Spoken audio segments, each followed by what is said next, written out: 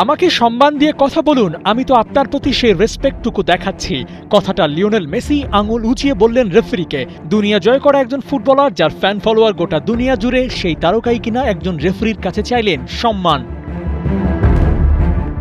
ঘটনাটা সুইজারল্যান্ড ম্যাচের ফ্রিকিক নেওয়ার সময় মেসির ডিস্ট্যান্স নিয়ে কিছু একটা বলছিলেন পর্তুগিজ রেফারি, কিন্তু সেটা ভালো লাগেনি আর্জেন্টাইন অধিনায়কের।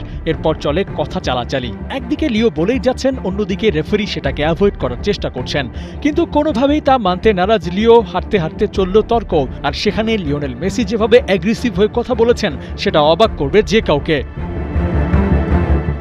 রেফারির বিতর্কে সবসময় জুড়ে থাকে আর্জেন্টিনার নাম। কেউ কেউ তো বলেই ফেলে আর্জেন্টিনাকে বরাবরই ফেভার দেয় রেফারি। মেসির সব ভুল এড়িয়েও যান তারা, কিন্তু ব্যাপারটা যে সবসময় সত্য না তার প্রমাণ তো দেখলেন। আর নামটা লিওনেল মেসি হলেও তাকে ছেড়ে কথা বলা হয় না। কুল হেডেড মেসির রেগে যাওয়ার কারণ কি? স্রেফ দূরে গিয়ে দাঁড়াতে বলার জন্যই, নাকি আছে অন্য কোনো কারণও? ডেইলি পারফর্ম করা লিওনেল মেসি এদিন গোল পাননি। অন্যদিকে তার দলও আপ টু দ্য মার্ক খেলতে পারছিল না, যার কারণে মেসিকে অনেকটা বিরক্তিকর ভাব নিয়েও খেলতে দেখা যায়, আর সেটার ছাপ পড়ে মাঠেও। তবে ম্যাচ শেষে সেসব ভোজবাজির মতো উড়ে গিয়েছে, আর সবার সাথে মেসি মেতেছেন উদযাপনে। বয়সটা ৩৯ বছর, কিন্তু মাঠের মেসিকে বয়স কাবু করতে পারেনি। নিবেদনে এখনও তরুণদের থেকে এগিয়ে এলেমটেন।